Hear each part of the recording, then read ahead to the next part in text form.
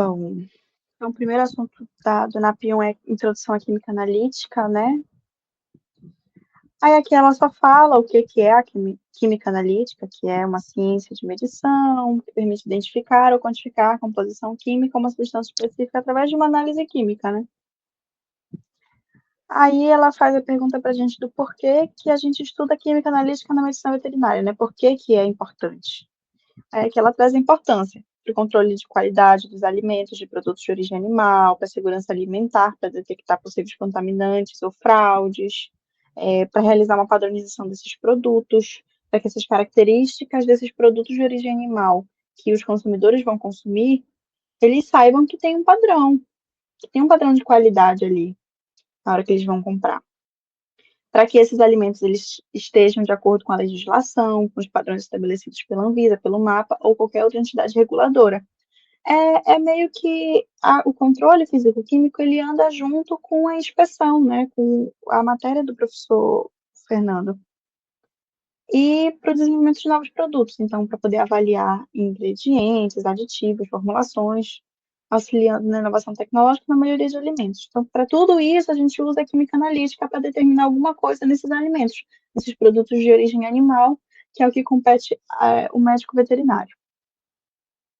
Tá, então conceitos importantes que a gente precisa entender na química analítica, o primeiro deles é o analito. O analito é o que a gente vai determinar na amostra.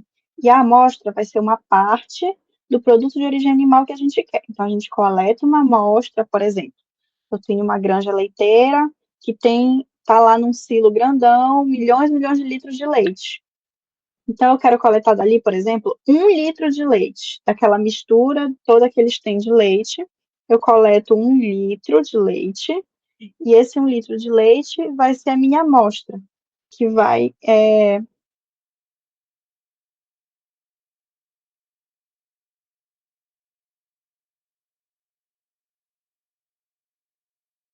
né, esse 1 litro de leite, ele vai ser análogo ao meu restante. Não é análogo a palavra, porque eu esqueci agora.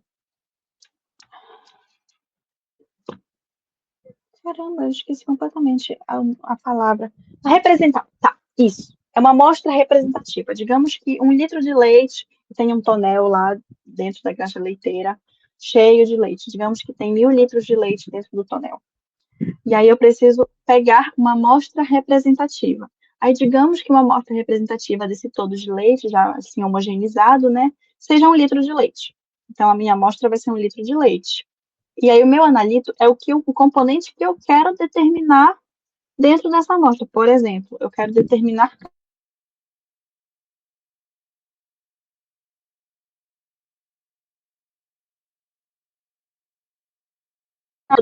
na, na, na análise química, entendeu? Eu vou particionar, e a gente vai ver isso um pouco lá depois, como é que se particiona essa amostra. Mas é isso, o analito é o que a gente quer determinar dentro da nossa amostra, e a amostra, ela é um pedaço, né, uma quantidade, assim, representativa do meu todo, que eu quero analisar. E aí, nós temos 2 tipos de análise química, que é a qualitativa e a quantitativa. A qualitativa, ela vai só dizer para mim se tem ou não o analito na amostra. Por exemplo, teste de Alizarol. O teste de Alizarol, ele só vai me dizer se está ou não ácido aquele leite e se aquelas proteínas elas estão ou não estáveis. Ele não vai me dizer quanto tem de acidez, quanto que tem de ácido lático naquele leite. Ele não vai me dizer números, ele só vai me dizer se tem ou se não tem, se está ou se não está. Isso é uma análise química qualitativa. Já a análise química quantitativa, ela vai me dizer em números quanto que tem do analito naquela amostra. Por exemplo, a titulação para determinar quantidade de ácido lático no leite. Isso sim, tu percebe. Eu trouxe 2 exemplos aqui do mesmo tipo de análise, com o mesma amostra e o mesmo analito. Eu tenho o leite líquido e o meu analito, eu tenho o ácido lático, que é o que vai gerar a acidez nesse leite, né? E aí eu tenho 2 testes. Eu tenho um teste qualitativo, que é o teste do alizarol, que vai só me dizer se esse leite está ou não ácido. E aí, quando eu digo se ele está ou não ácido, é em relação ao padrão que a legislação preconiza. Se ele está com essa acidez acima ou abaixo do que a legislação, da faixa que a legislação preconiza. E aí, o alizarol é um teste qualitativo. E dar qualidade, vai dizer só se tem ou se não tem, se está ou se não está. Aqui, no caso, se está ou não ácido. E eu tenho a titulação com volumetria de neutralização para determinar a quantidade de ácido lático nesse leite. Aí sim, é uma análise quantitativa do mesmo analito na mesma amostra, só que um qualitativo e o outro quantitativo. Aí aqui ela trouxe como exemplo determinação de enxofre no solo, mas aí isso não é um exemplo dentro da medicina veterinária. Um exemplo dentro da medicina veterinária foi, ela trouxe aqui, inclusive, o que eu trouxe também, que aliás, ela trouxe de proteína, né? Eu trouxe de acidez. Mas aqui pode ser também a proteína no leite, o teste de Gerber, por exemplo, para determinar a gordura, é um teste quantitativo. A maioria dos testes que a gente viu, eles são quantitativos, tá? Que eles vão nos dar um número, uma quantidade exata de quanto tem daquele analito na amostra. Tá? E aqui ela traz os métodos de análise química que a gente estudou, né, durante o semestre. Ela fala um pouco sobre eles, né? Então, tem dois tipos de métodos de análise química. Tem os químicos ou clássicos, que é o que a gente viu esse semestre em controle 1, que são métodos que utilizam equipamentos simples, de laboratórios, né, e de análise de alimentos, e são baseados em reações químicas. Então, a gente viu dois exemplos. A gente viu volumetria, análises volumétricas, e viu análises gravimétricas. Perdão. Então, esses dois tipos de análise, eles são métodos químicos ou clássicos, que vão utilizar equipamentos simples e são baseados em reações químicas. E aí ela trouxe o outro tipo de método de análise química, que são os métodos físico-químicos ou instrumentais, tá? São sinônimos. Eles vão utilizar equipamentos mais complexos, eles são baseados nas propriedades físicas ou físico-químicas da amostra, do analito, e ela trouxe como exemplo aqui a potenciometria, que vai avaliar o pH através do DDP. Só que aqui, na introdução à química analítica, ela só mostra para a gente que existem outros tipos de métodos, que são os instrumentais. Mas isso tudo, esses métodos instrumentais, eles são a nossa matéria de controle 2. A gente só vai ver eles aprofundados em controle 2. Então, para a gente aqui é só importante saber que existem dois tipos de métodos, os métodos clássicos ou químicos e os métodos físico-químicos ou instrumentais. É que a gente vê a fundo nesse semestre, que é o que ela vai cobrar, os métodos clássicos, os métodos químicos, que é a volumetria e gravimetria. Então, aqui ela só cita que existem outros tipos de métodos, mas que a gente só vai ver realmente em controle 2, no próximo semestre. Tá, aí ela traz aqui uma pergunta se existe um caminho para quantificar esse analito. E existe. É o que a gente estuda na química como marcha típica de análise química quantitativa. Que é o que a gente precisa fazer, né? O passo a passo para poder determinar um analito numa amostra. É simples, é só isso, tá? Aí aqui ela traz as etapas. A primeira é a escolha do método analítico, se você vai fazer um método um método clássico, ou então um método instrumental. Se for um método clássico, o que você vai fazer? Você vai fazer uma volumetria, você vai fazer uma gravimetria, entendeu? Aí na segunda etapa você vai fazer a amostragem, então você precisa coletar essa amostra do que você quer, seja ela leite, carne, peixe, ovo, enfim, um produto de origem animal aqui, já que a gente está falando de medicina veterinária.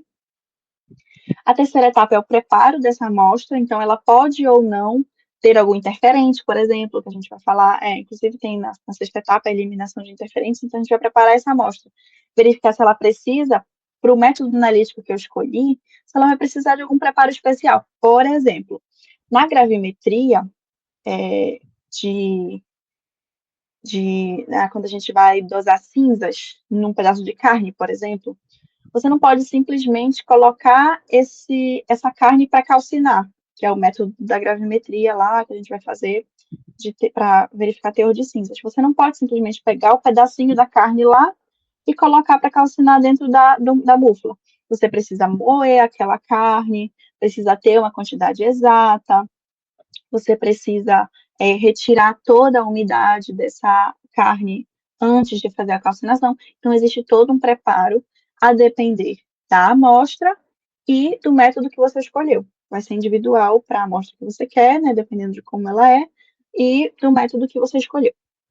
Aí a quarta etapa vai ser a medida dessa quantidade, então você tem que ter uma noção exata da quantidade de amostra que você está colocando, que você está analisando, justamente para você, porque você vai precisar disso na hora de realizar os cálculos para poder determinar a concentração ou a quantidade desse analito nessa amostra. A quinta etapa vai ser a obtenção da solução para análise. Então, se você precisa de uma solução para uma análise, você precisa criar uma solução, aí aqui é essa etapa que você vai fazer essa obtenção, se você vai diluir essa amostra que você tem em alguma coisa, ou então, no caso que o exemplo que eu dei da carne, se você vai ter que retirar a umidade. Então, tudo isso vai depender, de novo, como eu já falei, da amostra que você tem e do método analítico que você escolheu, que melhor vai analisar o que você quer. Aí tem a sexta etapa, que é a eliminação dos interferentes. Isso é muito importante, porque esses interferentes são qualquer componente, qualquer substância que tenha nessa minha amostra que possa interferir no meu resultado, que possa, por exemplo, a gente viu lá nos métodos gravimétricos de volatilização dos metais, lembra que a gente tinha os íons metálicos? Então, a gente lembra que a gente precisava colocar alguma substância mascarante para poder o meu EDTA não reagir com os outros metais e os metálicos que tinham lá, reagisse só com o que eu queria, que é o meu analito, é justamente isso. Os interferentes, eles são qualquer substância. Daí, nesse exemplo, eles vão ser todos os outros íons metálicos que eu não quero avaliar. Então, para eliminar esses interferentes, a depender de o que eles sejam, eu posso utilizar mascarantes, eu posso fazer uma filtração da minha amostra, eu posso realizar uma precipitação da minha amostra. Vai depender do tipo de interferente que eu tenho e da amostra que eu tenho. Então, existem várias formas de retirar esses interferentes. Ou de mascará-los, né? Utilizar substâncias que mascarem ele. Aí a sétima etapa vai ser a medida da propriedade X, aí isso vai depender do método analítico. Essa propriedade, ela vai ser do que eu quero, da minha amostra. E, no meu caso, como a gente está falando de titulação aqui, vai falar posteriormente de titulação, aqui em volumetria a gente fala de volume, ou então pode ser quando a gente usa indicadores coloridos da cor. Então, eu tenho que medir essa propriedade, uma propriedade que vai estar intimamente relacionada com a minha análise que eu escolhi, para poder me ajudar a determinar o analito que eu quero. E aí, a última etapa, depois que já fez toda a análise química, você vai para os cálculos propriamente ditos, para você ter os seus resultados, ter os seus números, né? Tá. Aí aqui ela fala de cada uma das etapas. Aí que a primeira vai ser a escolha do método analítico, que vai precisar, para você escolher, você vai precisar ter noção de experiência, você precisa saber realizar esse método analítico, você precisa da sua intuição, que vai estar relacionada com a experiência que você tem, e verificar a quantidade de material disponível que você tem. Não adianta você escolher um método analítico de um material que você não possui, você não tem os reagentes necessários, ou você não tem um dos equipamentos que são essenciais para esse método. Então, é importante ter isso em mente na hora da escolha. E a exatidão requerida. Então, quanto maior a exatidão, demanda mais tempo e recursos. Então, você precisa pesar na balança, assim, eu digo na balança assim, mental, o que vale a pena. Porque, normalmente, quanto mais exato é o meu método, mais tempo e mais recursos ele gasta. Então, você precisa dosar, né, verificar o que encaixa melhor, né, na sua análise, na sua vivência, né, onde você está, o que você tem disponível na hora de escolher. O número de amostras, ela também é importante na hora da escolha desse método, porque existem métodos que eles são mais restritivos, né, ou demoram mais tempo para poder realizar a amostragem, tá? A análise. Aí aqui ela fala para a gente de como se fosse uma regra, entre aspas, sobre quantidade de amostras. Então, quando você vai trabalhar com métodos químicos, que são os métodos que a gente estuda no controle 1, é interessante que você tenha de amostra mais que 0,1 grama. E quando você está falando de métodos físico-químicos ou instrumentais, é interessante, você não precisa ter mais do que 0,1, você tem que ter menos do que 0,1 grama. É tipo assim, eu quero medir a acidez do leite. Eu tenho noção que eu consigo na minha amostra ter 0,1 gramas ou 0,1 ml dessa minha amostra. Então, eu posso realizar um método químico. Ou então, eu tenho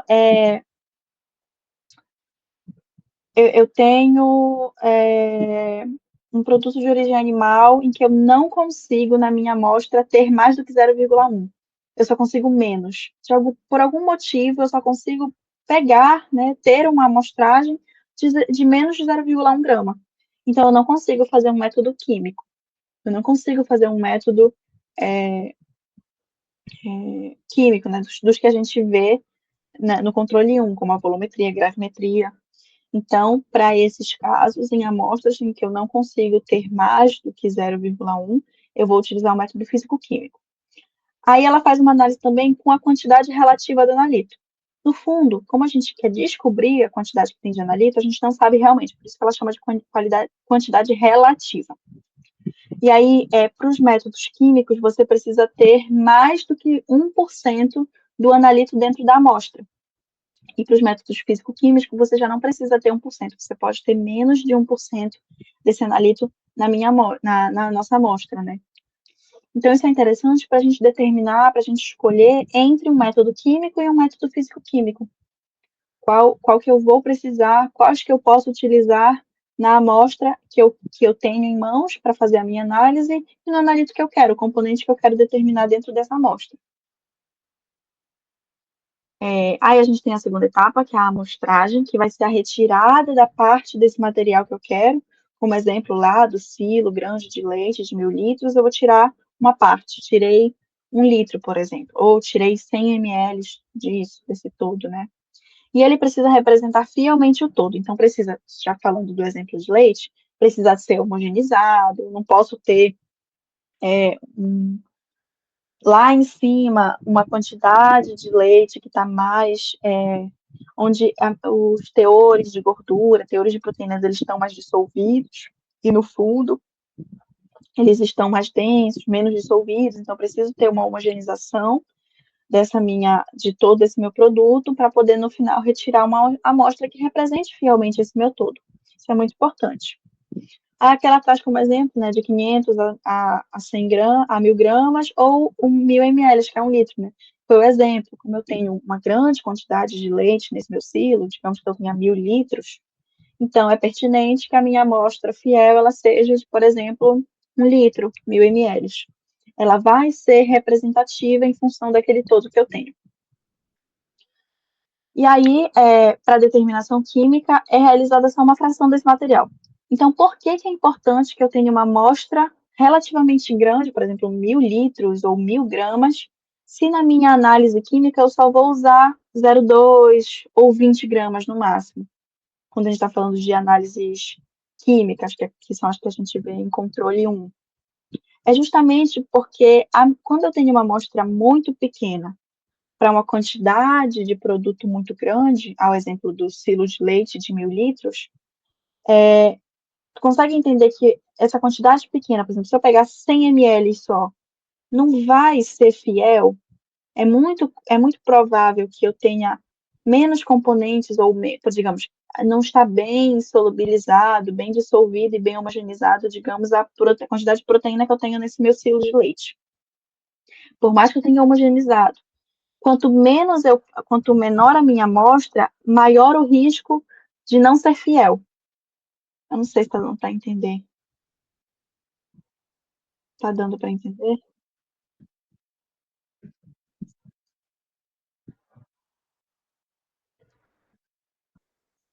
Maior. Isso,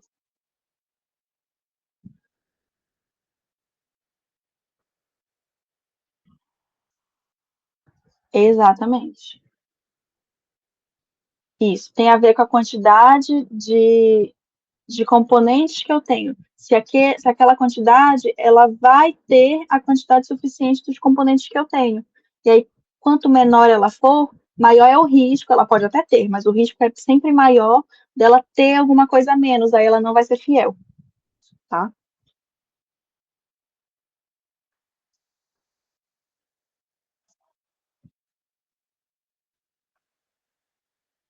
Isso, exatamente. Porque existem produtos de origem animal que você não tem uma quantidade suficiente para poder realizar. Por exemplo, que eu não sei exatamente um exemplo para isso, mas digamos que leite em pó, eu não consigo tirar 20 gramas de ovo.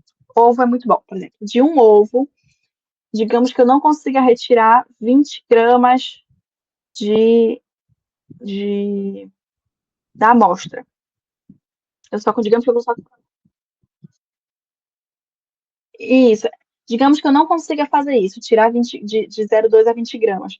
É, para minha amostra. Então, eu malmente vou ter material para fazer uma, uma análise. Quem dirá para duas ou três, que é em duplicado, triplicado. Então, esse é o problema. Mas aqui a gente está falando em amostragens grandes. Você precisa ter um volume maior ou uma quantidade maior justamente por conta disso. De você ter um espaço maior para ele ter menor risco de não ter algum componente ou de ter de forma diminuída. Tá? E aí, na análise química, a gente usa só de 0,2 gramas a 20 gramas no máximo. Aí, aqui a redução do tamanho das amostras, que eu falei um exemplo lá em cima. Para amostras sólidas, a gente usa o quarteamento. Só se lembrar que quarteamento é dividir em quatro, por isso que é de quarteamento. É você pegar uma amostra sólida e realmente dividir em quatro pedaços iguais. Só isso. É bem simples. Aí aqui ela trouxe um quadro mostrando, né, que você divide a amostra inicial em quatro partes, aí você separa em duas duplas, e, e aí você pode realizar o quarteamento novamente para ter uma quantidade cada vez menor. Tá? Aí vai depender da quantidade que você precisa para poder realizar a sua análise, lá que pode ser de 0,2 gramas a 20 gramas que a gente viu lá em cima, né? E aí, para amostras líquidas, é mais simples ainda. Você divide por ml. 1 ml, 2 ml, 3 ml, a depender da quantidade que você precisa para realizar a análise. Tá? Aí tá. Aqui é a terceira etapa, que é o preparo da amostra para análise. É justamente aquela parte que eu te falei, né, aquele exemplo de gravimetria, que a gente precisa tirar a umidade da carne, ou então dividir, moer ela para poder a calcinação ser realizada de forma mais homogênea, é justamente aqui.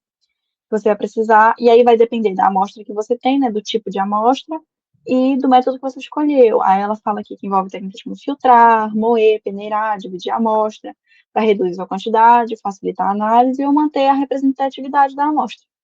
Entendeu? Bem tranquilo também essa parte. Tá. Aí aqui é a medida da quantidade da amostra, que ela é importante porque a gente utiliza isso no cálculo. Então, tá aqui, ela justamente fala isso, olha, cuidadosamente medida para garantir resultados confiáveis. Para amostras sólidas, a gente utiliza balanças analíticas ou balanças de precisão. São coisas diferentes, tá?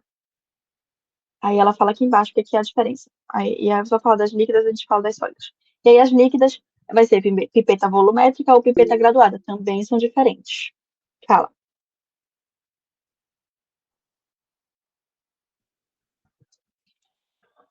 Vou falar da diferença da balança analítica, da de precisão e da pipeta volumétrica da graduada, que ela fala aqui embaixo. A balança analítica, ela vai ser utilizada para medir massas pequenas com alta precisão. Então, quanto maior a precisão que eu tenho da minha balança, menor a massa que ela vai ler, porque ela vai conseguir ler massas muito menores, né? Faz sentido. Então, a analítica ela vai ser mais precisa e utilizada para massas pequenas.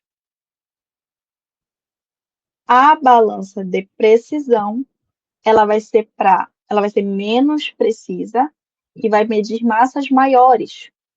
Então, aqui ela tem a capacidade máxima dela, olha, em 200 gramas de amostra, ela lê até, na analítica, né, ela lê até 4 casas decimais. E em amostras de 30 gramas, ela vai ler até 5 casas decimais. Então, é porque existem dois tipos de balança analítica.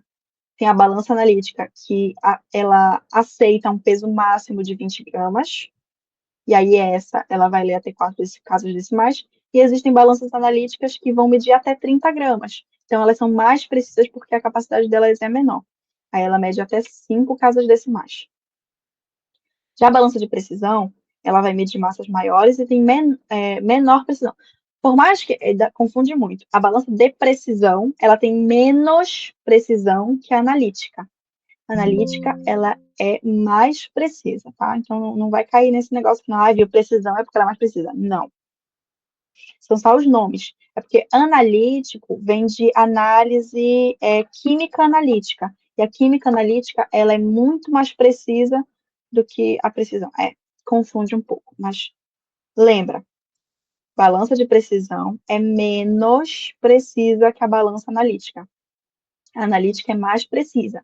Significa que ela pega pesos menores, tá? Consegue identificar pesos menores nessa amostra. Essa não. Perdão. Então, balanças de até 500 gramas, elas vão ler até 2 casas decimais. Então, bem menos preciso. E a balança de até 5 quilos, ou 5 mil gramas, ela vai medir até 1 casa decimal. Tá? Essa balança de precisão, é aquela que o pessoal costuma ter em casa para poder pesar comida, assim, pesar coisa do prato. Normalmente o pessoal tem essa de 5 quilos, e vai até uma aqui, tá? Eu tenho mesmo uma em casa dessa.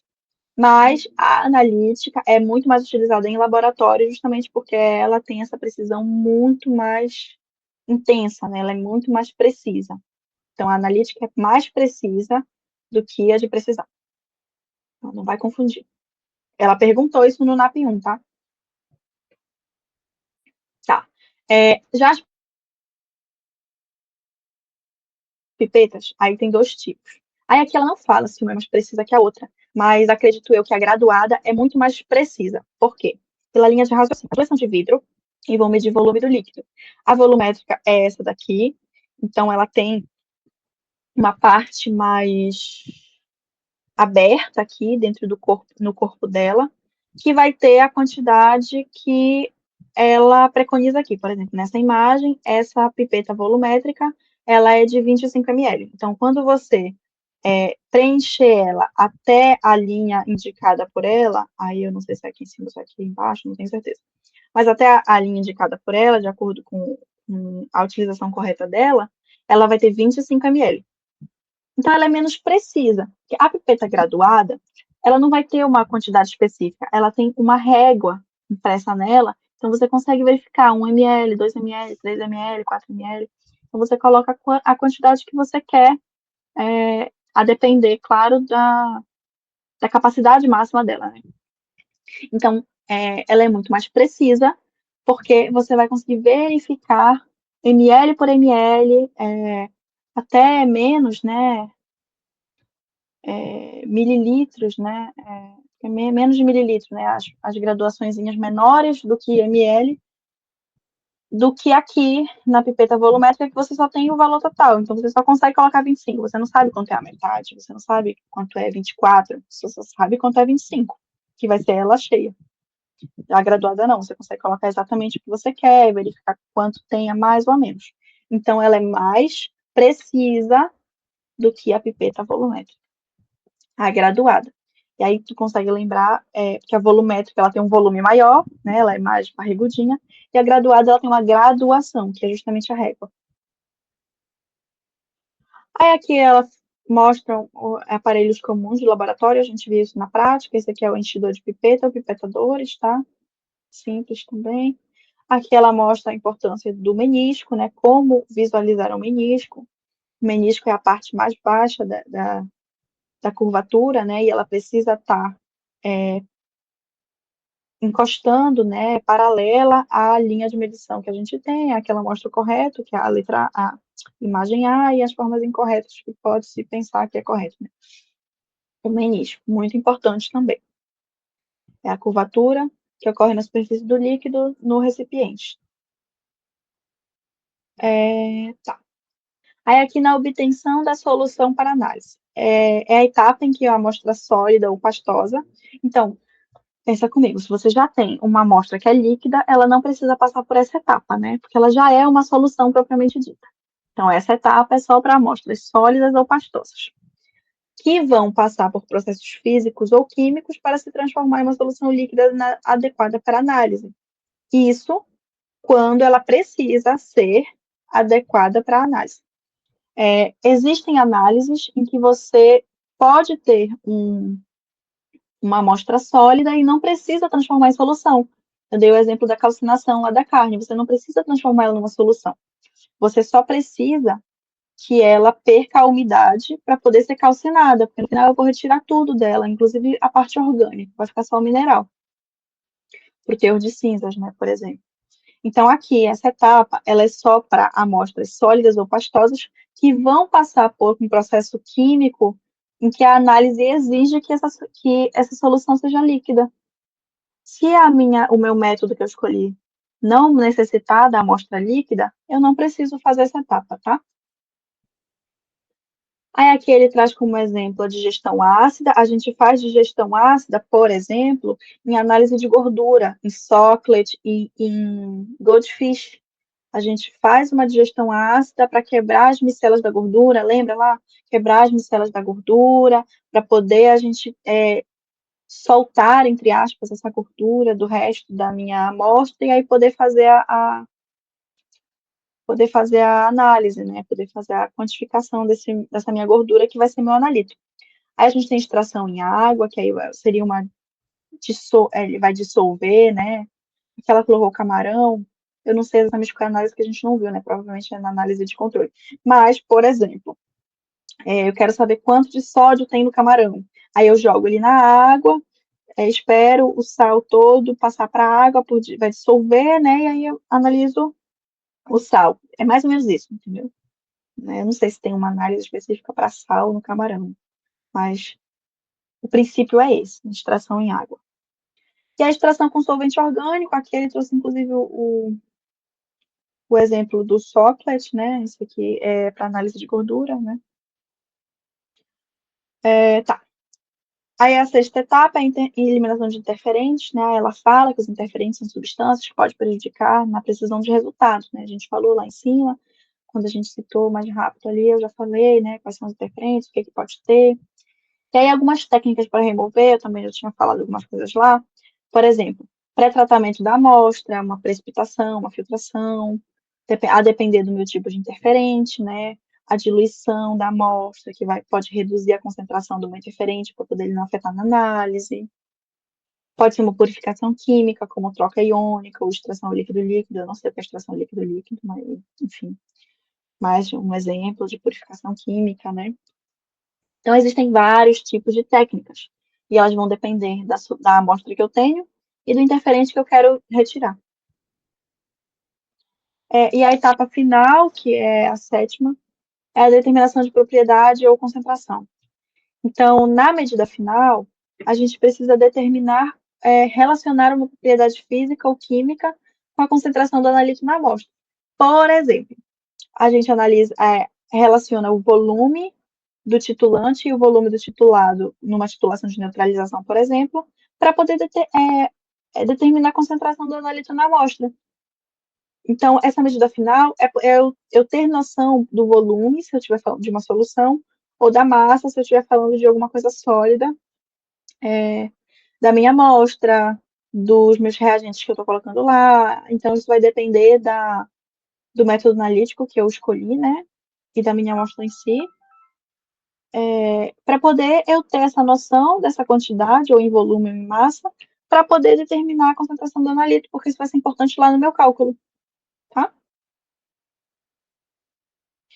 E na última etapa, a gente tem os cálculos propriamente ditos, em que a gente vai usar todas as informações da análise química que a gente conseguiu, junto com o que a gente já sabia, para poder aplicar no método matemático que vai deduzir o meu analito, que é justamente o que eu quero, a concentração do meu analito. Aí aqui ela trouxe alguns exemplos, né? A gente já conhece a maioria deles.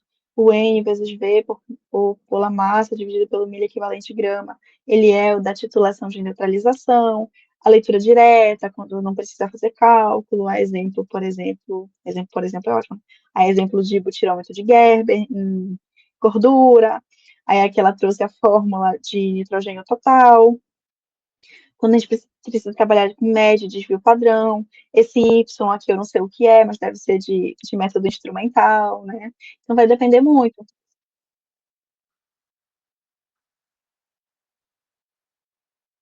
É, alguma coisa que tem X, Y, né? Deve ser isso. Que deve ser de algum método instrumental que a gente não chegou a ver. Tá, e daqui é isso. Alguma dúvida aqui, em introdução?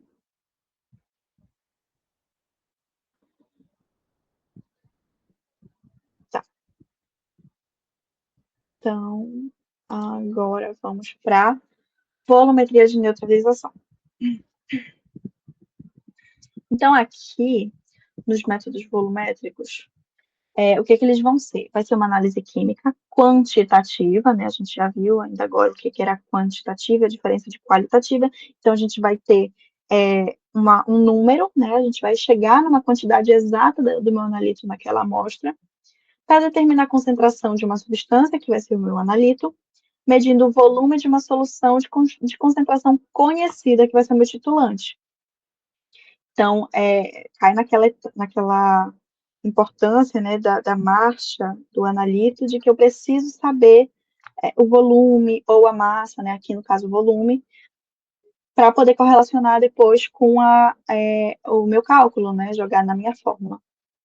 Então, eu preciso que o meu titulante ele tenha um volume conhecido, tá? E ele precisa reagir completamente com a substância que eu quero avaliar, que vai ser chamada de analito. Então, método volumétrico, a base, o cerne, é uma análise quantitativa que vai determinar a concentração do analito em função de uma medição volumétrica, a medição do volume, tá? Gravimétrico é peso, volumétrico é volume. Aí aqui é a técnica da titulação, então aqui são os componentes que a gente precisa da bureta, da Lermais, isso aqui é fácil da gente perceber, porque a gente fez prática também lá, né, lá no laboratório. Então, o titulante, ele pode ser uma solução padronizada ou uma solução padrão. E isso tem diferença. Não tem diferença para a gente no cálculo em si e no entendimento. Ele tem importância para verificar algumas coisas importantes na, na própria análise, na própria titulação. Mas não influencia muito aqui para a gente. Mas é importante você entender o que é cada um deles, né? A diferença de cada um deles. Deixa eu ver se ela fala aqui da diferença de cada um deles. Acredito que não. Mas eu tenho isso anotado aqui no meu caderno. Deixa eu só abrir aqui. A solução padrão, ela vai ser uma...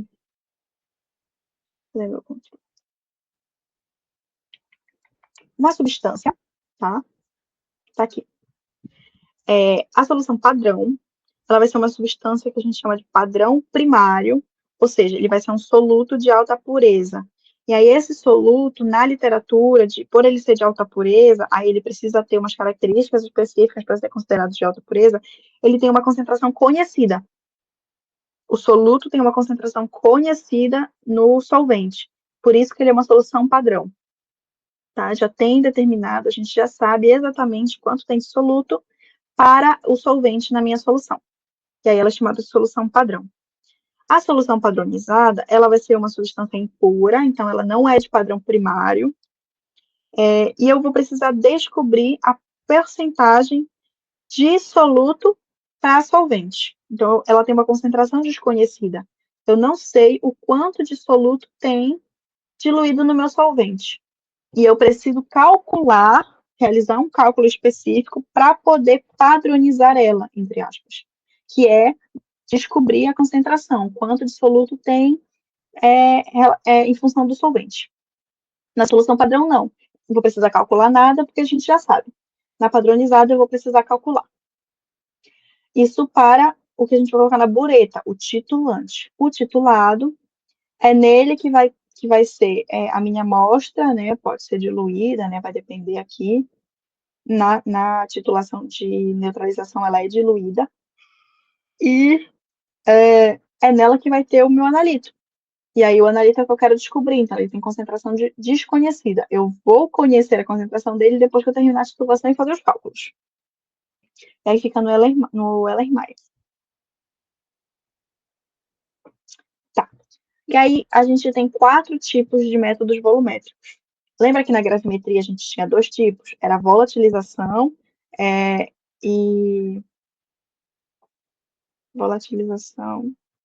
e algum outro, que não estou lembrando agora. Mas eram 2. A gente só viu um porque é o que se cobra, é o que a gente precisa para analisar o produto de origem animal. O outro, a gente não usa para produto de origem animal, a professora não leu. Aqui da mesma forma. Nos métodos volumétricos são 4 tipos, mas a gente só vai ver 2, porque só 2 são utilizados na análise de produtos de origem animal, que é o que importa para o médico veterinário, que é a volumetria de neutralização e a volumetria de complexação.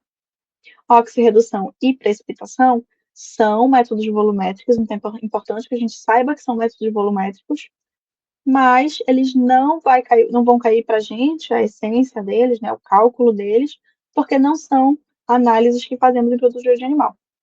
A volumetria de oxirredução ela vai se basear numa reação redox. Caramba, cheio de mosquito aqui. E a de precipitação em uma reação que vai gerar um precipitado, né? O próprio nome já diz. Assim como a neutralização vai ser numa reação com ácido-base, né? Numa reação de neutralização, e a volumetria de complexação vai ser através da formação de complexos, né, de quelatos, né, como a gente viu, de íons metálicos, por isso que chama complexação, porque formam um complexo. Então, o próprio nome da volumetria já te dá uma dica do que ela é. Tá.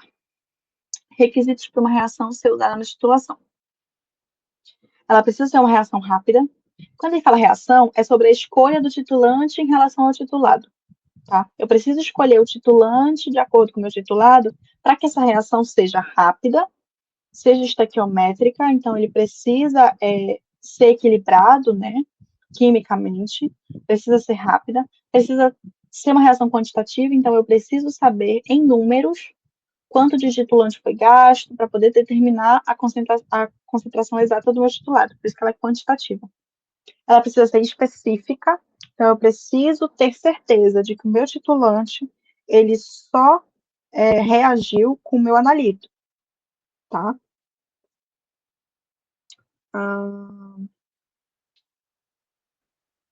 Tá aqui. Específica, né? Falei da específica. Mudança brusca na solução ao final da reação. Isso é importante porque é quando a gente vai perceber o final da reação. E aí a gente pode utilizar indicadores. Existem indicadores de coloração, indicadores de precipitado, indicadores de pH, indicadores de consistência, tá? O que a gente vai ver aqui na neutralização, que é a volumetria que a gente está vendo, vai ser os indicadores ácido-base que vão mudar de cor. Então, eles são indicadores colorimétricos, porque é pela cor que ele vai mostrar para a gente que a reação ocorreu. Que todo o titulado que tinha na minha amostra foi reagido com o meu titulante, né? E eu preciso que essa reação ela tenha o ponto final próximo do ponto de equivalência. O ponto final, ele é o ponto final teórico, é o que a professora chama de ponto final teórico. E o ponto de equivalência é o ponto final, ponto final experimental é o ponto final, e o ponto de equivalência é o ponto final teórico. Então, a professora pode cobrar dessas duas formas. Então, são sinônimos. Ponto final é igual a ponto final experimental. Ponto de equivalência é igual a ponto final teórico, tá? Então, ela pode cobrar ou como ponto final e ponto de equivalência, ou ponto final teórico e ponto final experimental. Aí eu vou falar a diferença deles aqui. Aqui mesmo, né? Que eu acho que não tem outro para isso. E é justamente isso. O ponto final teórico, ou ponto de equivalência, ele vai ser o ponto que já está determinado na literatura, tá? Ele é o ponto estequiométrico, né? Ponto que já se sabe que quando ocorrer totalmente a reação do titulado com o titulante, é o ponto final, é o ponto de equivalência, é o ponto final teórico, que já se sabe na literatura. Agora, o ponto final experimental, ou simplesmente ponto final, a depender do que a professora vai querer chamar, ele vai ser o ponto visual. É o ponto que a gente vai ver realmente o término da reação, com auxílio, normalmente, de um indicador, como, por exemplo, na volumetria de neutralização, a gente usa um indicador ácido-base, que vai mudar a sua cor quando muda o pH, e aí, quando ele muda o pH, a gente chama de ponto final experimental, que durante o experimento a gente visualizou o término da reação. E aí, quando ele fala aqui que o ponto final precisa ser próximo ao ponto de equivalência, ou seja, o ponto experimental precisa ser próximo do ponto final teórico, é porque eu preciso que o meu indicador, eu preciso que essa minha reação me indique visualmente que o ponto ocorreu. E ele precisa ser próximo do ponto final teórico, que é o ponto da literatura, o ponto estequiométrico, porque se ele for distante, eu vou ter um erro, vou ter um maior erro. Quanto mais distante o meu ponto final experimental do meu ponto final teórico for, mais erro eu vou ter na minha amostra. Porque toda a reação aqui, quando a gente faz de neutralização, ela ocorre por gotejamento. Então, a cada gota, eu posso ter um ponto final experimental. Cada gota que cai do meu titulante do meu titulado, eu estou mais próxima do meu ponto final experimental. E também eu estou mais próxima do meu ponto final teórico. Só que o ponto final teórico você não vai conseguir ver durante o experimento. O que você vê é o ponto final experimental. E aí ele normalmente é um pouquinho depois do ponto final teórico. Porque o ponto final teórico ele é exato, ele é estequiométrico, é da literatura. E o ponto final experimental, ele pode ter ali uma margem ou outra de erro, porque você tem ele é intrínseco de quem está fazendo a avaliação, é visual, então você precisa ver, você precisa identificar visualmente essa mudança. Então, eu preciso que esse meu ponto final, ele seja fácil de visualizar, o ponto final experimental, e o mais próximo possível da minha realidade, que é o ponto final teórico, é o ponto estequiométrico. Deu para entender?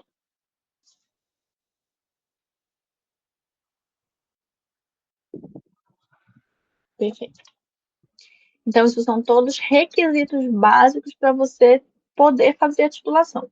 Se você não conseguiu ter uma reação rápida, uma reação estequiométrica, uma reação quantitativa ou qualquer outro, você não pode realizar a titulação, porque o seu resultado não vai ser fiel. Aí aqui a gente tem a volumetria de neutralização propriamente dita, né? Ela vai ser, como eu já havia mencionado, uma análise química que vai ter como base a análise volume, né? Então, através do volume, você vai determinar a concentração do analito e a reação que você vai utilizar, ela vai ser uma reação entre ácidos e bases, uma uma reação de neutralização. A gente sabe que quando a gente mistura um ácido com uma base, a gente gera uma neutralização, porque vai dar sal e água, tá? Aí ele mostra aqui, ele fala o que é o ponto de equivalência e o ponto final. O ponto de equivalência aqui, nessa reação ácido-básico, vai ser quando a solução fica neutra e você tem a hidrólise. Ou seja, quando a reação finaliza. Você sabe que todo o ácido que você tinha foi gasto, né, reagiu com toda a base que você tinha, e você tem sal e água. E aí o ponto final é experimental, né, ou só ponto final, a depender de como vai ser chamado aqui, ele vai me dizer pelos indicadores ácido-básicos, que são colorimétricos, vai mudar a cor quando finalizar essa reação, quando todo o ácido reagir com toda a base. Aí aqui temos as fórmulas. Todas essas fórmulas são importantes, tá? Mas elas não são difíceis de serem gravadas. O N vai ser a normalidade. Lembra que quando eu falei de gravimetria, eu falei que de um lado da igualdade sempre vai ser o titulante e do outro sempre vai ser o titulado? Aqui vai ser igual. Então, sempre o N e o V de um lado vai ser do titulante, e quando eu tenho N e V do outro lado também, ele vai ser do titulado. Não pode misturar volume de um com volume do outro, vai virar uma confusão. Então, quando eu falo um aqui, é porque é tudo de um só, que eu gosto de usar titulante e titulado, e não o contrário.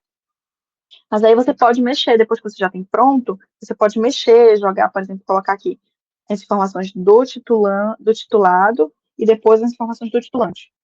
Ou pode fazer aqui as informações do titulante e aqui do titulado. Não faz diferença porque é uma igualdade. O que você precisa se atentar? É na multiplicação. Os fatores, eles sempre têm que ser do mesmo do que você está se referindo. Então, se aqui você colocou o N do titulante, aqui só pode ser o V do titulante, não pode ser do titulado. E idem do outro lado. Se você colocou aqui o N do titulante, aqui só pode ser o N do titulante. Ou, se você colocou o N do titulado, aqui só pode ser do titulado. Então, é isso que você precisa entender de importante nessa fórmula. Aqui é a mesma coisa, tá?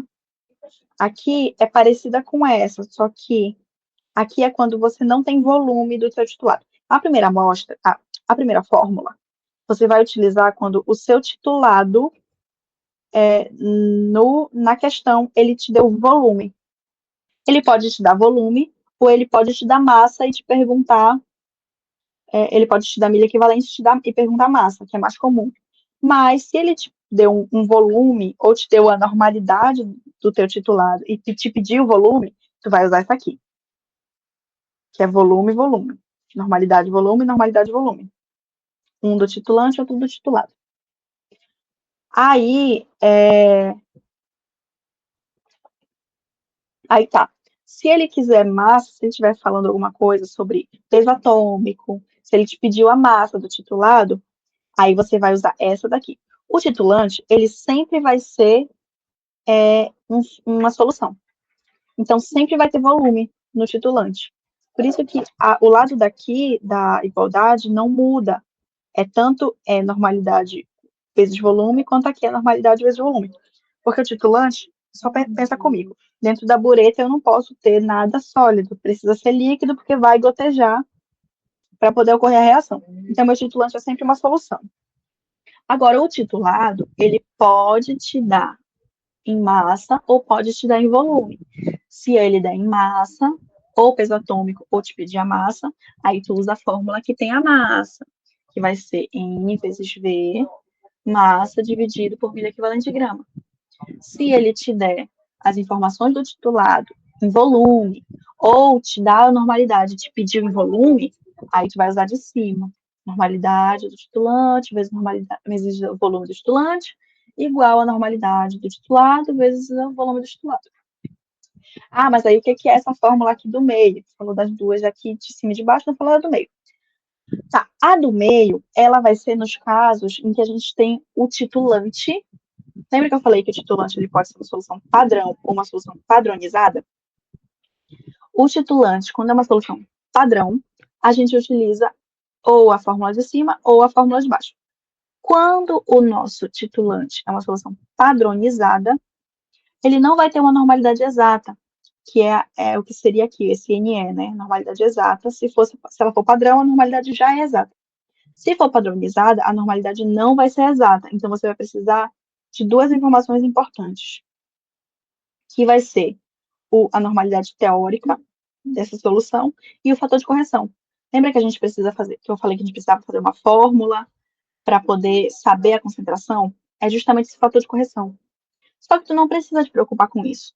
Por quê? Porque se na questão for uma solução padronizada, ele vai te dar NT e F juntos. E aí tu só vai substituir aqui. Se ele te der no titulado informação com volume, ou pede volume, eu te deu informação de volume, aí, e a solução for padronizada, tu vai ver que vai ter um fator de correção. Se tiver um fator de correção no meio da questão, tu vai ter que usar, porque vai ser uma solução padronizada de titulante. Aí tu joga aqui, vai ficar, em vez de só N vezes V, vai ficar N vezes fator de correção, vezes o volume. Esse fator de correção sempre vai ser do titulante, tá? Não existe fator de correção para titulado, porque a gente sabe que quando você tem a solução, ela pode ser padrão, aí não vai ter fator de correção, ou ela pode ser padronizada, aí vai ter o fator de correção, mas sempre do titulante. Então, sempre do lado daqui, tá? Ou aqui nessa, ou aqui nessa. Tá? Deu para entender as fórmulas, o uso de cada uma? Tem como que? Ah, sim, sim. É justamente aqui. Tá. Então, vamos lá. Aqui, ele está pedindo para te calcular o fator de correção e a normalidade exata de uma solução que tem 0,1 de normalidade, aí aqui vai ser a normalidade teórica, porque ele pediu para te calcular a exata, do ácido clorídrico, sabendo que o volume gasto do ácido foi de 0,106 gramas de NaOH, NaCO3, eu não sei o que é, que foi de 19,4 ml. Tá, aí o que ele te deu de informação? Ele te deu o mol dessa solução, dessa substância, Na2CO3, e ele te deu. Não, tá aqui, é 0,6 grama por mol. Tá, então a primeira coisa que a gente tem que fazer, eu ensinei lá no. Deixa eu pegar uma folha branca aqui. Eu ensinei lá em gravimetria, a gente precisa saber o que é titulante e o que é titulado. Né? Aqui ela já deu para a gente no esquema o que é cada um deles. Então, o ácido clorídrico, ele é o titulante, ele é o que está na bureta. E o Na2CO3 é o titulado. Então, eu separo na folha, vai fazendo aí comigo. Eu estou fazendo aqui em casa no meu tablet. Eu separo as informações que eu tenho do HCl e as informações que eu tenho do Na2CO3. Então, o que eu tenho do HCl? Eu tenho normalidade, então o meu N é igual a 0,1. E eu tenho a quantidade de volume gasto. Como é que eu sei qual foi a quantidade de volume gasto? Aí eu preciso ler a questão e interpretar. Aqui ele fala assim, olha, calcule o fator de correção e a normalidade exata da solução de aproximadamente tanto de normalidade do ácido clorídrico. Sabendo que o volume gasto do ácido, então aqui o volume gasto do ácido clorídrico, para titular totalmente essa quantidade de analito, foi 19,14. Então, por mais que esse 19,14 esteja próximo do meu analito, do meu Na2CO3, que é o meu titulado, lendo a questão, eu entendo que esse volume, ele não é daqui do titulado, ele é do ácido clorídrico. Conseguiu entender que é isso?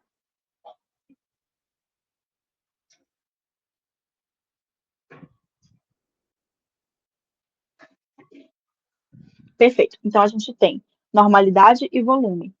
Eu preciso saber a normalidade verdadeira, é o que eu quero descobrir.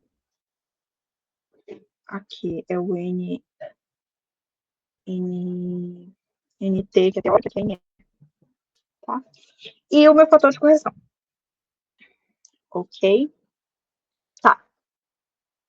E aí, agora vou separar as informações que eu tenho do meu titulado, que é o Na2CO3. E aqui ele só deu para a gente o mol, a molaridade, que é 0,106 grama por mol, tá? Então, qual é a fórmula que eu vou usar? Deixa eu ver aqui o que ela fez. Tá aqui. Ela vai usar a fórmula que tem massa, porque ele deu mol. Se ele deu mol, ele está dando em grama, então ele está dando massa, ele quer massa. Então, eu preciso usar a que tem massa, que é massa dividido por milha equivalente grama. E aqui ele já juntou com aquela de fator de correção. Ele já jogou aqui para cima. Ele falou com NT vezes o FC vezes o V. Então, ele transformou o que era só NE em NT vezes FC. Aí é essa fórmula que a gente vai usar. Aí a gente vai jogar todas as informações que a gente tem aqui. Tá bom? Então, deixa eu ver o que foi que ela fez aqui. Milha equivalente grama. Massa.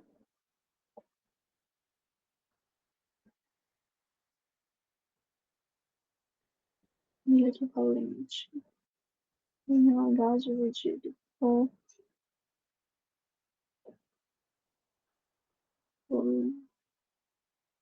Tá, aqui ela está calculando primeiro o milha equivalente grama do NaCO3. Deixa eu ver se eu tenho esse cálculo aqui explicado. Eu tenho algumas informações aqui sobre como ele vai te dar a informação e como tu calcula.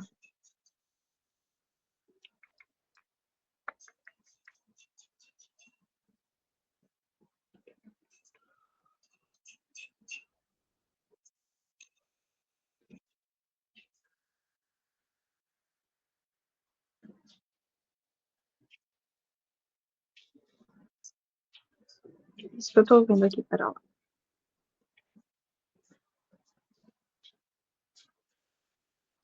Aqui é de padronização.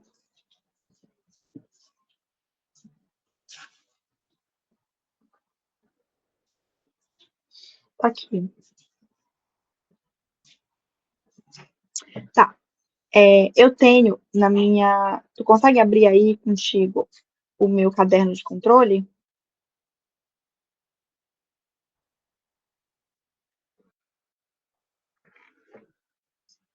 Porque eu tenho a explicação desse cálculo.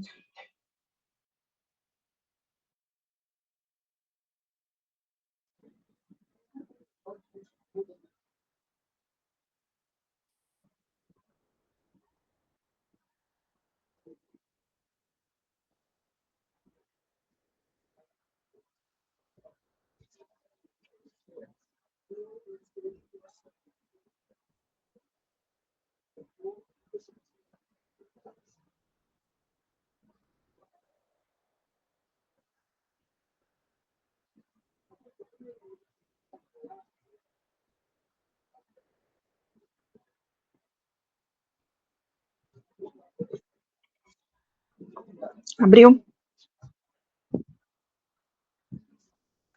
É no início da lista de exercício. É o número 4. Escrito 4, padronização. É na parte verde, na revisão de volumetria de neutralização.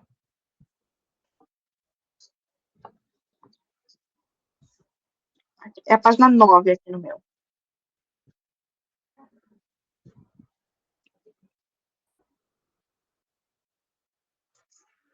Tá. Aí aqui. Uhum. É porque, para a gente calcular, ele deu a informação em milimol, que é esse 106. Para a gente transformar de milimol para milho equivalente grama, a gente tem essa fórmula que eu coloquei aqui do lado. É o milimol vezes o número de valência da substância dividido por 1000. E aí o número de valência tanto do sódio quanto do ácido carbônico é 2. No sódio é 2, aí vai ser Esqueci o nome desse negócio.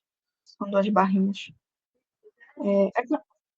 Isso, em módulo. O módulo é K2, e aí o do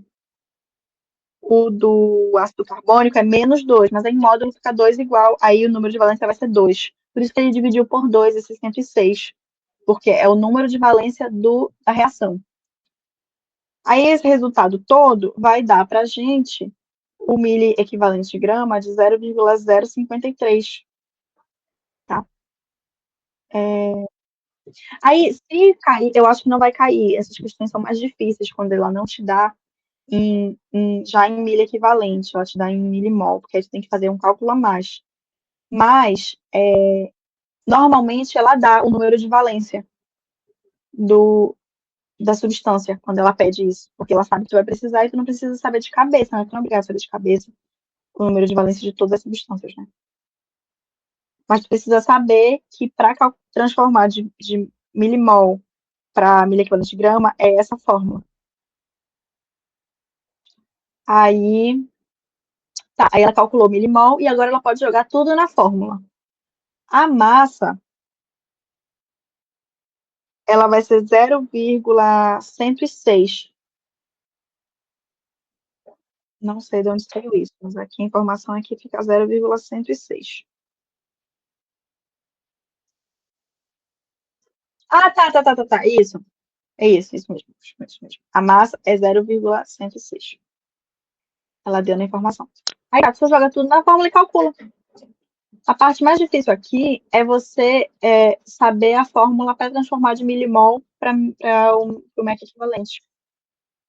Entendeu? Aí tu joga tudo na fórmula e isola o fator de correção. Depois, tendo o fator de correção, tu joga na fórmula inicial, que tem a parte do teórico experimental, vai só multiplicar e aí vai dar o exato, que é o que ele quer. São esses dois em vermelho aqui. Deixa eu ver aqui. Essa aqui é a acidez. A maioria das questões que ela cobra são de acidez, porque é a principal análise que a gente faz de volumetria de neutralização, é para determinar a quantidade de ácido lático no leite. Tá? Então, aqui, ela pede assim, calcular a acidez de uma amostra de leite, expressando o resultado em percentual de ácido lático e em graus de Dornick. Aí ela fala quanto de grau de um Dornick é em ácido lático por ml de leite, né?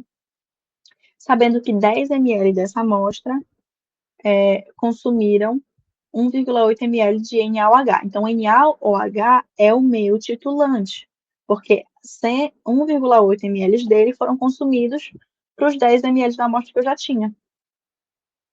Então, a minha amostra vai ser o leite. Então, são 10 ml de leite, foram consumidos 1,8 ml de NaOH. Aí ele te dá a normalidade do NaOH e o fator de correção, que é 0,1 e 0,998 na titulação. Aí ele já te deu o milho equivalente, te disse que é 0,09 do ácido lático, e ele te fala como transformar, né, de grama de ácido lático em 100 ml de leite para graus Dornick. Aí aqui é só tu jogar na fórmula. Ele te deu ml de amostra, mas é a amostra do leite. Como você quer o analito ácido lático e ele te deu milha equivalente grama, você vai utilizar a fórmula que tem massa, que é do milha equivalente grama, tá? O volume de leite aqui que ele te deu é justamente para você ver depois quanto de ácido lático vai ter em 100 ml, porque aqui é só 10. Então, quando você terminar o cálculo, você vai ter o quanto de ácido lático tem em 10 ml. Aí você vai fazer a regra de 3 para saber quanto tem em 100, porque em porcentagem é sempre por 100. Aí aqui, você separa todas as informações da mesma forma que a gente fez da primeira vez. Então, tudo que é do NaOH, que é do titulante, tudo que é do leite. Aí, o primeiro passo que você tem que fazer... Não, você vai fazer o primeiro passo. O primeiro passo que você vai fazer é escolher qual a fórmula que você vai usar.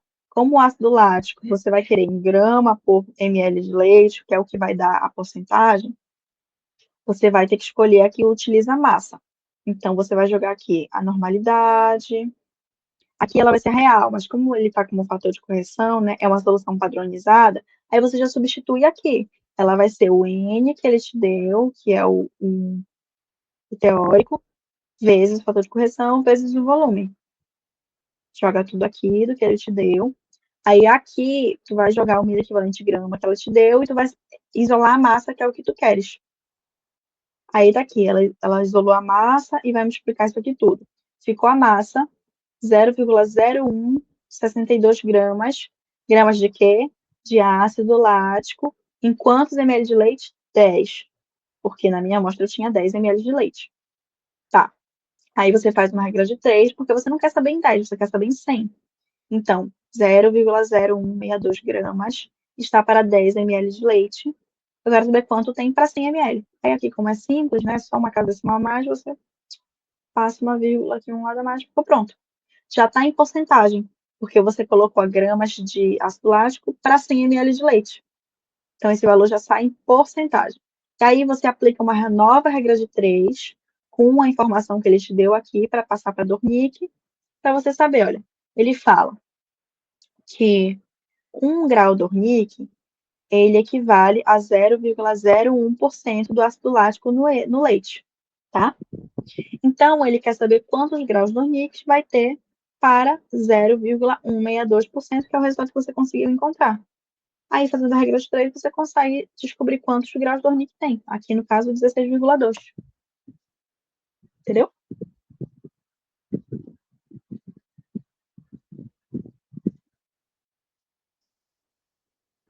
Deixa eu ver se tem alguma outra aqui interessante para a gente fazer. Tá, vamos fazer essa aqui. Essa aqui é a acidez do iogurte. Você vai calcular a acidez do iogurte, expressando o resultado em percentual de ácido lático em grau Dornick, a gente vai ver como faz os dois. Sabendo que para a determinação Sabendo que para a sua determinação foi adotado o seguinte procedimento: 10 gramas da amostra foram diluídos em 100 ml. Isso é muito importante. Guarda essa informação. 10 gramas da amostra foram diluídos em 100 ml. E aí, dessa diluição toda, foi retirado 25 ml, que foi titulado com a solução.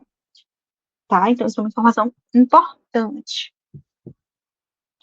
Aí ele fala que, quando titulados com solução exatamente a 0,1 de normalidade de NOH, foram consumidos 2,5 ml desta base. A base é o NaOH, tá? Então, foram consumidos 2,5 ml do titulante nessa titulação.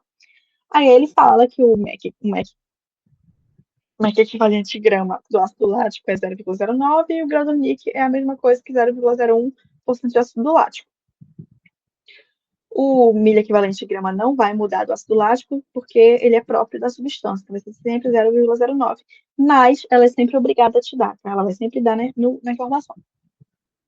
Tá, então o primeiro passo é você verificar aqui a importância da diluição que ele fez lá no início. Isso vai ser importante no final. Então, ó, 10 gramas de iogurte foi diluído em 100 ml de água. E aí, desses 100 ml que já tem os 10 gramas de iogurte diluídos, foram usados 25 gramas. 25 gramas é 1/4 de 100 ml. Concorda comigo?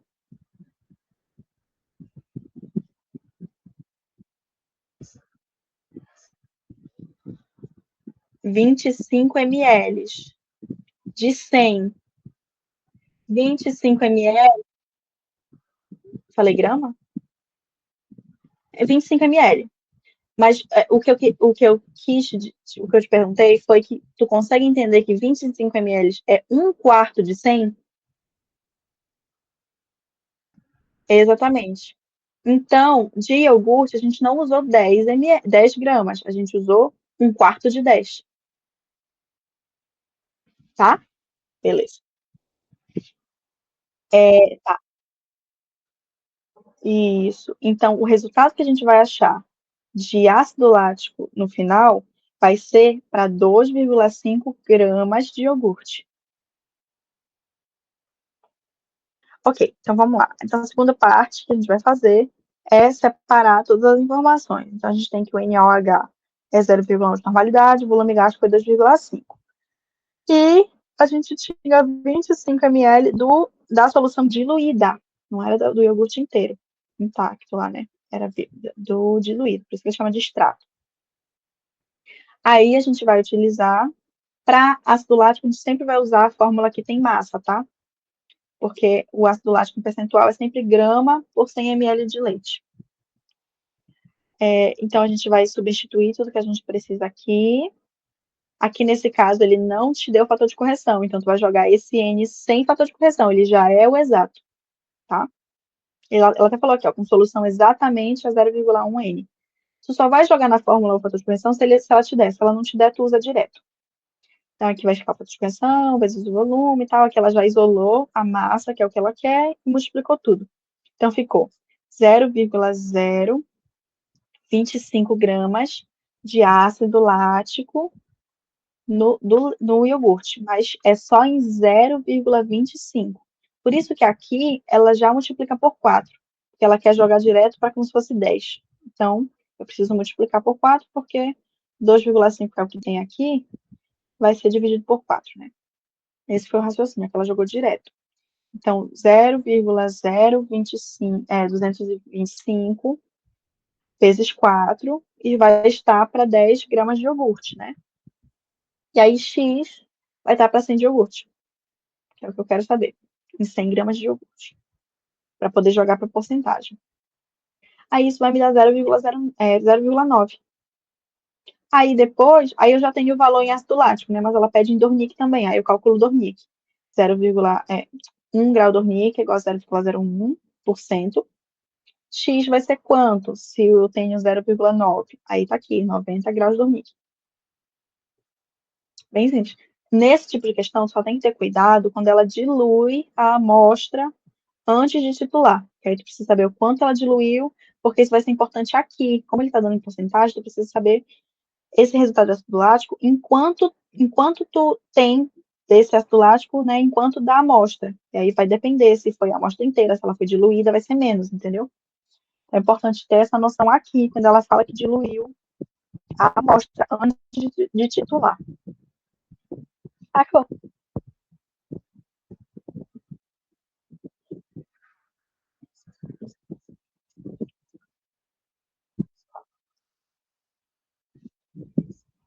Perfeito.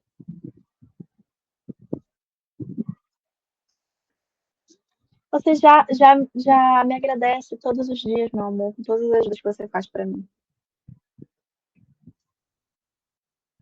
Beijo, amiga.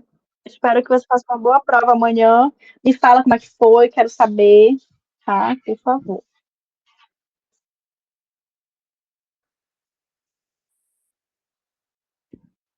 Tá, vou descansar sim. Beijo, amiga. Boa noite.